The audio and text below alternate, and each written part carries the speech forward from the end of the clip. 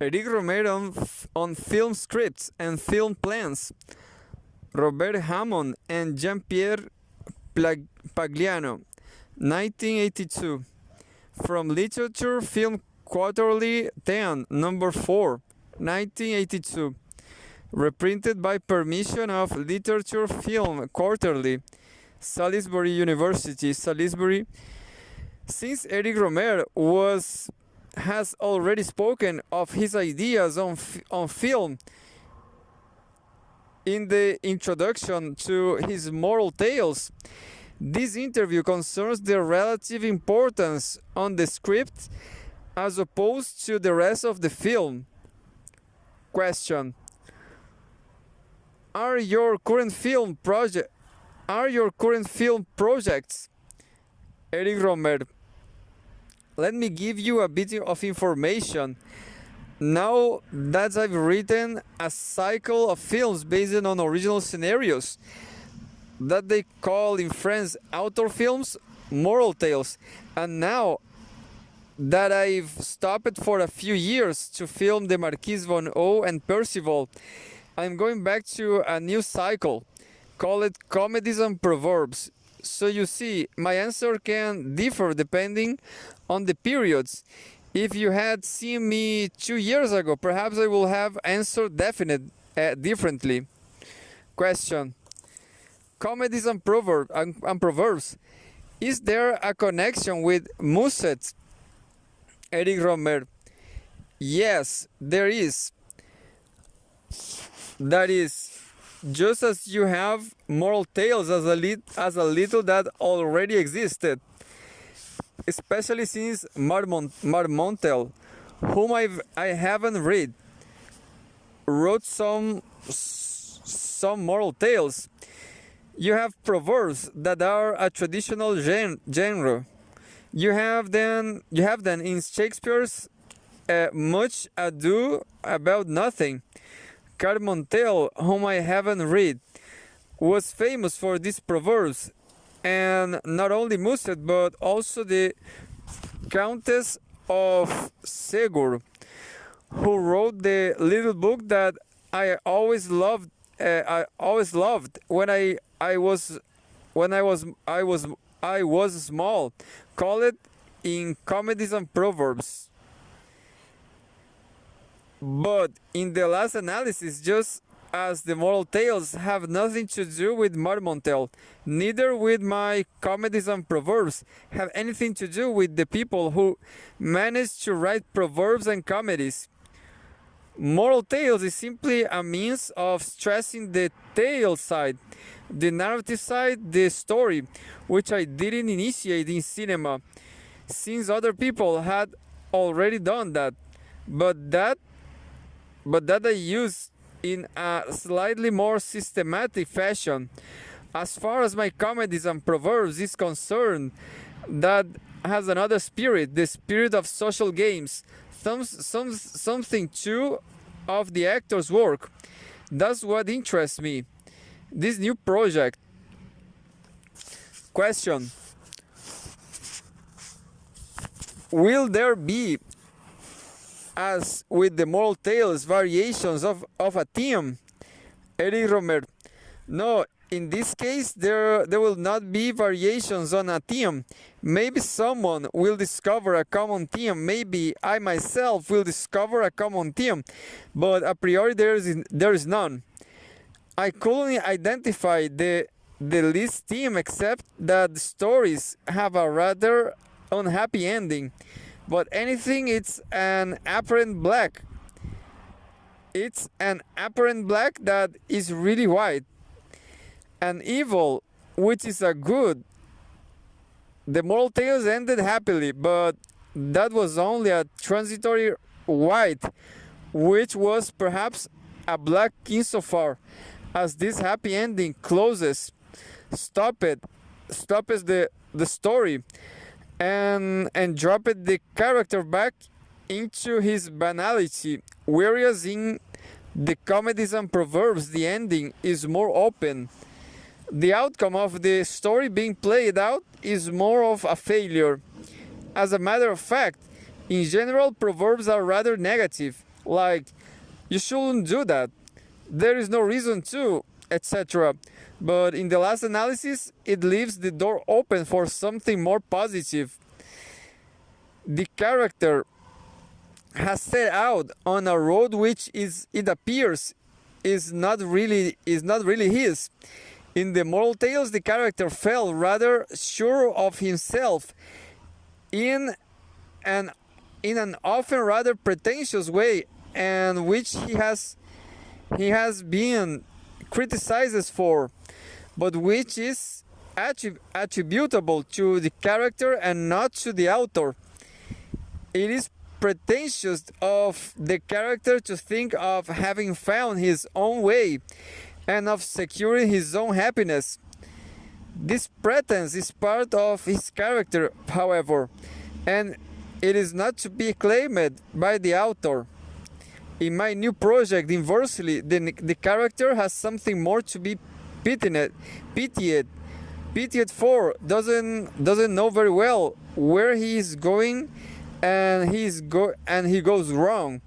But in a comic way, whence the title Comedies and Proverbs, comic within the limits which I have always drawn, that is a comedy, you say, a la Musset, if you wish, but anyway, it isn't exactly the same tone. A serious comedy, a comedy which doesn't have the effect which triggers a laugh in any violent way. Question: knowing your current interest in the stage, Eric Rohmer, the fact that I call this film comedies and not tales shows that the connection with the theater is more specific.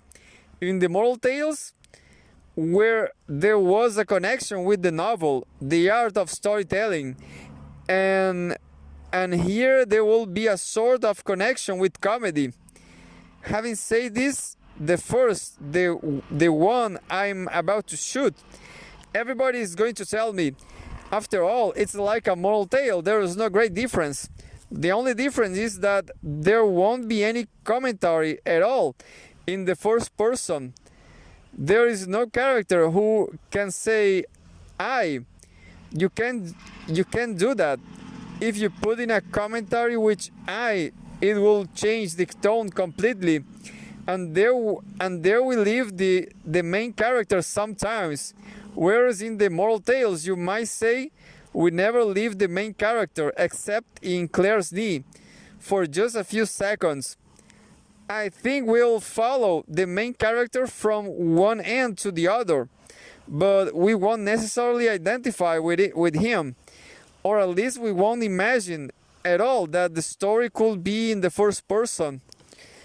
As a matter of fact, there's a point that has always interested me.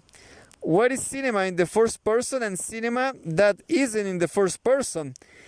It doesn't depend necessarily on whether or not there is a commentary. You could very easily make a film in the first person without having any text. There are films in which you'd have liked to introduce a commentary to make things easier, but it's frequently disastrous. It produces a complicity with the character and completely destroys the kind of objectivity necessary for the film. So I think it would be better to make it impersonal, and that is often difficult because at that very moment you have to imagine an observer, and that's not always so easy. There is Howard Hawks films, The Big Sky, 1952, where the commentary says, "We, it's a bunch of men. I like that we. It's not the main character speaking. It's one of the members of the crew, so that you get back to a sort of objectivity. It's a simple storytelling device, and there you can use shortcuts." Anyway, in the present project, there isn't going to be any voice over, so it will be it will be more like a comedy divided into acts, but that's all the theater there will be. The acting will be cinematographic, but maybe a little more extreme than in the others. In the Moral Tales, I had arranged for the acting to be more intoned. There weren't any very sentimental scenes. People had attitudes that there was running conversation. There were lots of conversation in the new series. There are conversations as well, but I think there will be scenes that will be more actors numbers. That interests me. The Marquis von Percival and my recent experience with the theater have given me a taste of acting. I think that the kind of barrier that has been put up between theater and cinema, and that some people like Bresson persist in maintaining, hasn't any meaning anymore. Question. In that case, the actor has to have a good text. Eric Rohmer. Yes, of course. I'm writing my text, and as I go along, I don't even have all the subjects ready yet. I have a few. I would like to do more than for Moral Tales. I have done the first subject. The text here is very important for me too. It's a text written from beginning to end, not at all improvised. For the most part, it will be written, but it is quite possible that I might reserve in the Moral Tales a few little nooks and crannies for improvisation. Anyway, for the moment, I'm not going down that road. For the moment, I'm writing it all down.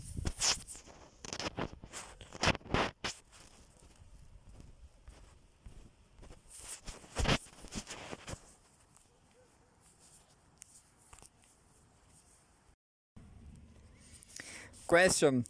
But the Moral Tales wasn't the greatest part written out? Eric Rohmer. Yes, it was written out. Sometimes it was written after conversations with the actors. I tried to put familiar words in the mouths of the actors. Words familiar to them personally. The next is very often made as a function of the actor, so they will be doing the same thing. It will be a subject for which I have done some research.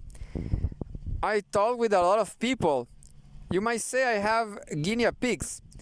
In Moral Tales, contrary to what you might think, there had been a lot of research. I've always said that they were not personal stories. In the current stories, the research side will be perhaps still more emphasized.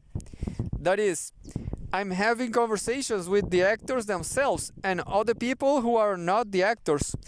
And from these conversations, I'm not constructing my story, perhaps because the story is already constructed. But I'm trying to find the tone for the dialogue in order to vary my own tone. For the danger when you are your own script writer and your own dialogist. It is a certain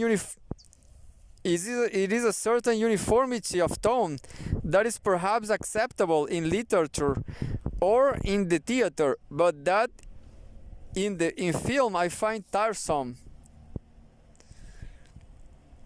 I like to vary the tone of the dialogues. In Moral Tales, I succeeded in varying it enough. For instance, there is no common measure between the collector, which is a language which belongs to the characters themselves, and my night with mods, which I wrote myself as a function of the people I know, is a university society, let's say.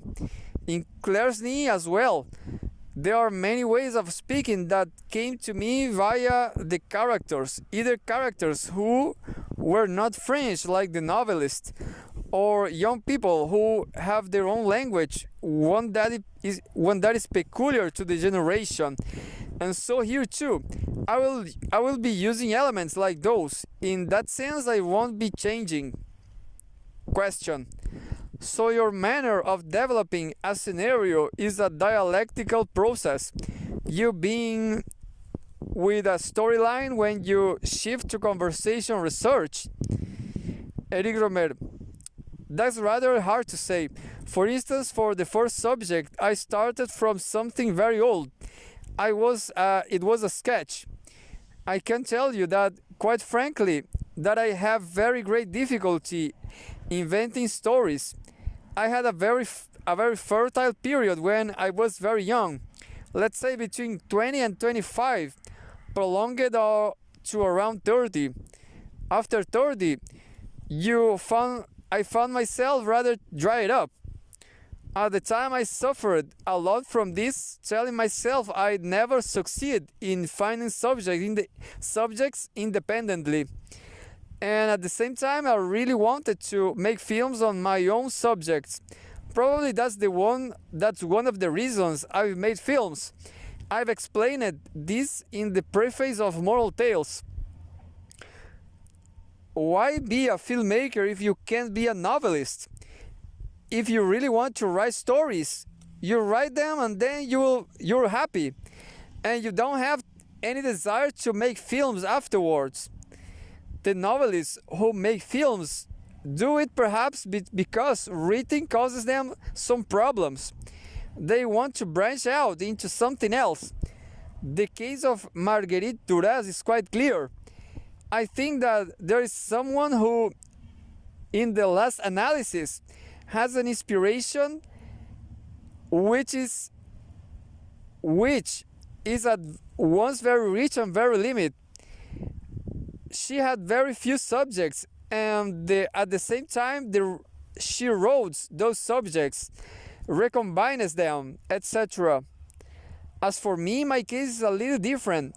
I had written stories, and besides, at the beginning, I didn't even want to make films. I would rather have written a novel. Anyway, I didn't complete it.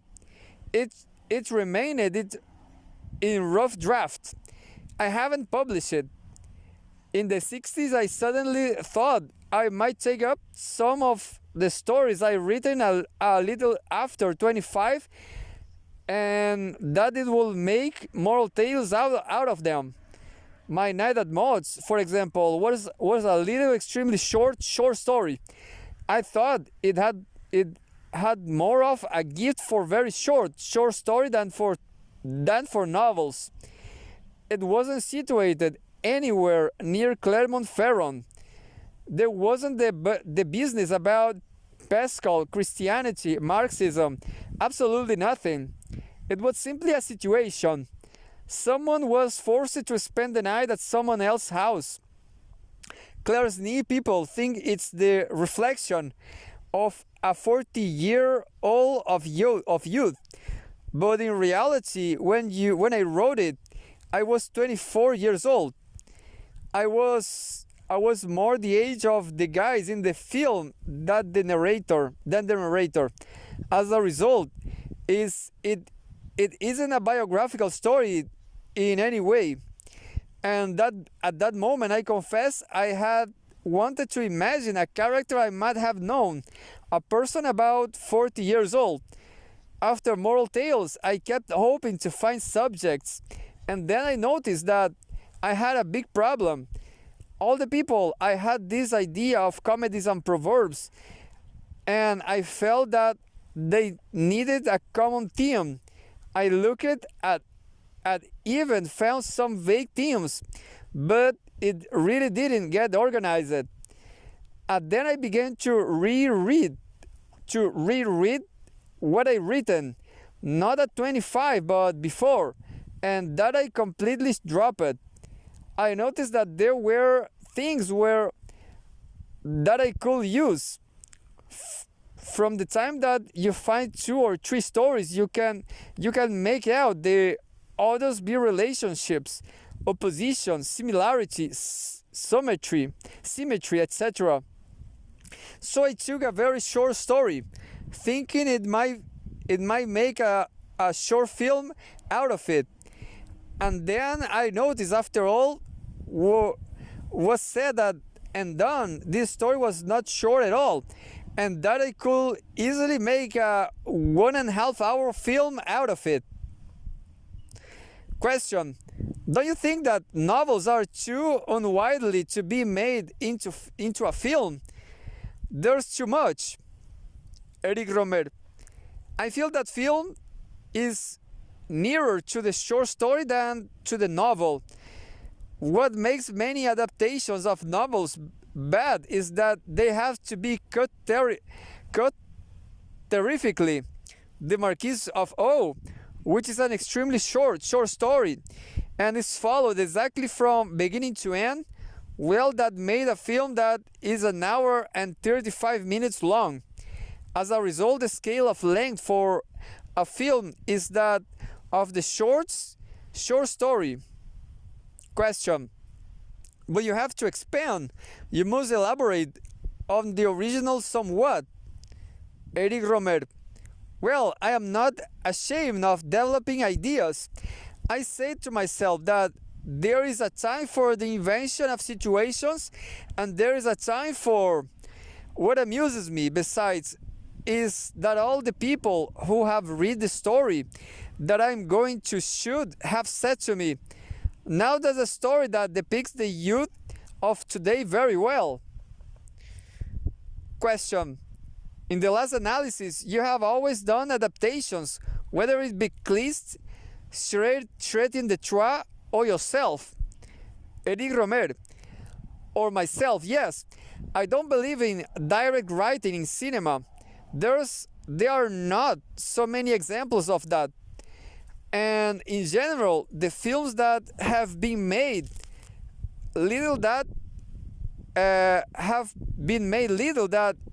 are not among the most successful.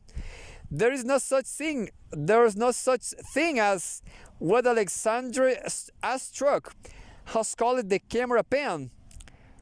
That is, anyone who makes a film the way he writes a book. The work in films is always a job of standing, and standing begins by an adaptation of a work which exists by itself in a literary way. There's no film which cannot exist literally in one way or another, and the criterion which will state this film will be worth nothing literally. It exists only by the film. Is a criterion which is only rarely valid. When all is said and done, I don't see any film for which it will be valid. Even things which are very cinematographic, which renew cinematographic language, Citizen Kane, for example, or Stromboli. Question: or breathless, Eric Rohmer: or breathless.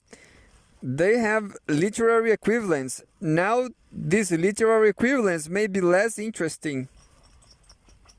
What is original in the film will not be so in literature, not in the same way. There is all the same a literary existence of those works. Their subject can exist literally, and it does exist literally. Breathless is, after all, a story which wasn't born with. Even if Godard improvised a little, is a thing which he thought and wrote after all. There was a script. In other words, I believe in the script. Question: it does my heart good to hear someone say those words at last. Eric Rohmer: I believe in the script, but I'm worried of script writers. I find the position of the script writer, especially in France, a very uncomfortable position, because the script writer, when you come right down to it, is a mender. He's someone who is in the service of someone else, etc. It is better, in France at least, for the director to be his own script writer. We don't have the example in France, especially today, of a script writer who is really... Script writers are people who come to patch up things, to help the director when he doesn't have any ideas. I think that in England and in the United States it's different. I think that in Italy too it's different. That there is an effort to collaborate with the script writer that is more productive than in France. Question. There are cases all the same in France. Gruaud, for instance, is certainly more than Amender. Eric Rohmer. Gruaud is, after all, yes, I know Gruaud very well, but anyway, it's certain that the Resnais film, My Uncle from America, has a slight Truffaut aspect. That educational side that up to now hasn't been in Resnais.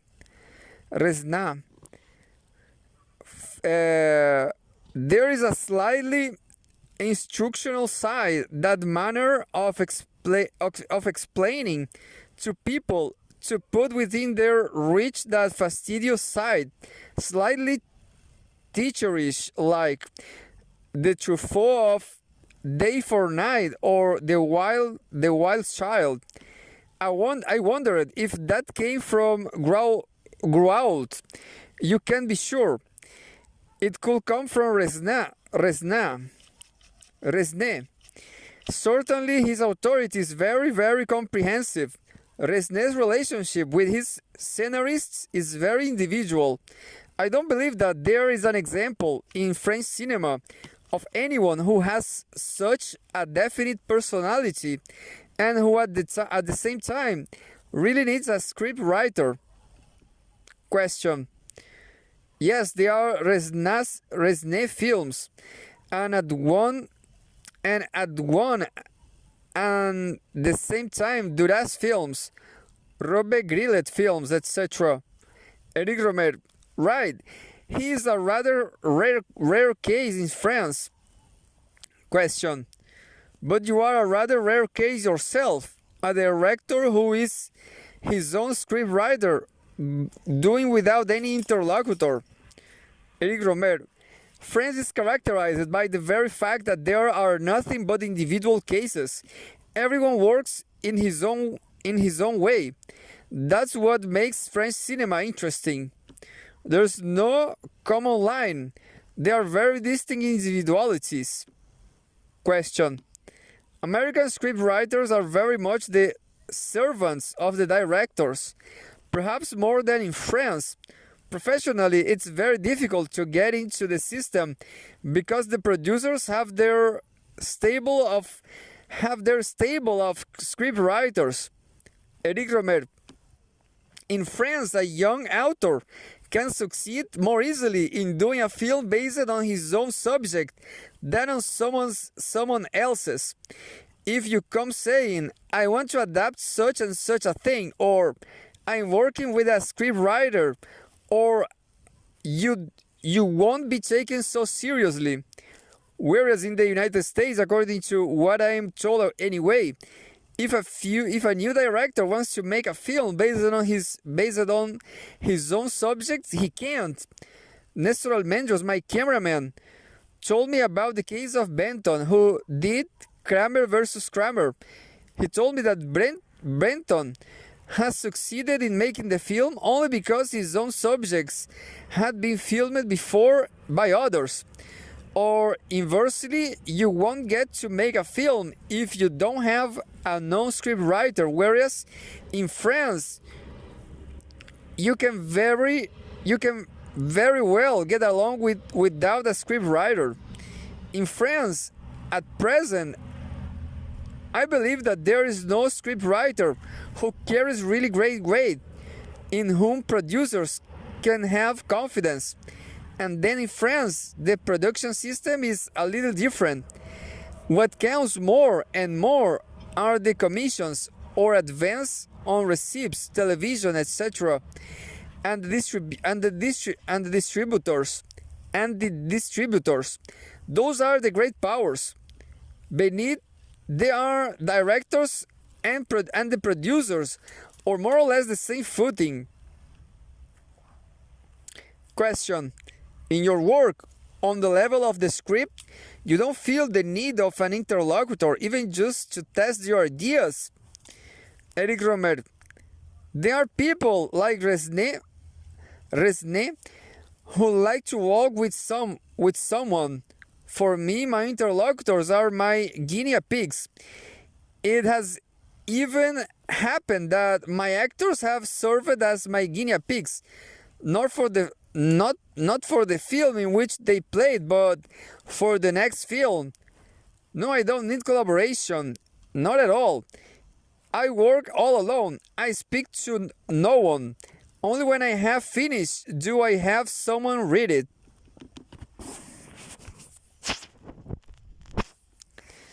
Question: this manner of working with the actors is also Tachelas, isn't it? Eric Rohmer: Tachela was a scriptwriter before. The position of the scriptwriter is always uncomfortable. The scriptwriter is either a novelist who isn't very much at ease, or someone who wants to become a director. There were once people who were more at home writing with the script. Charles Spack was really the scriptwriter. Pervert, while not being a real cinema person, had an extraordinary reputation anyway. A pervert script was a thing which had a value in itself, independently of the director with whom he worked. Nowadays, there are certainly no people of this kind. Question: I have been astonished to hear scriptwriters in France say, I am not a writer, or to make a distinction between écrivain and écrivain. Eric Rohmer: that whole story is really rather complicated. One thing is certain, that is, that a play is a literary work. It can be produced by anyone. It can be simply read, never played. It is nonetheless a work which exists in and of itself, but there is no script which has the same literary value as a play. Why not? That is a question I keep asking myself without being really able to answer it. The play relies entirely on the dialogue, which has a certain continuity. It makes a whole. If you take a script that has a certain quality, a perverse script, there must be blanks, moments where the story is handled simply by the acting, by the image. Whereas in the theater, at least traditional theater, the moments where the expression doesn't come from the text are really rather rare. But then, in contemporary theater, there are indeed things which seem more like cinema. That's certain. So there I won't theorize. I will just observe. I don't see many examples of scripts that are the literary equivalent of a play. A play exists independently from a production. It is written. You feel like having the text. People can learn it. Others can feel like producing it. But the film script in general is made for one production. There are 40,000 directors who want to redo the misanthropy or Hamlet. No one wants to remake Citizen Kane, obviously.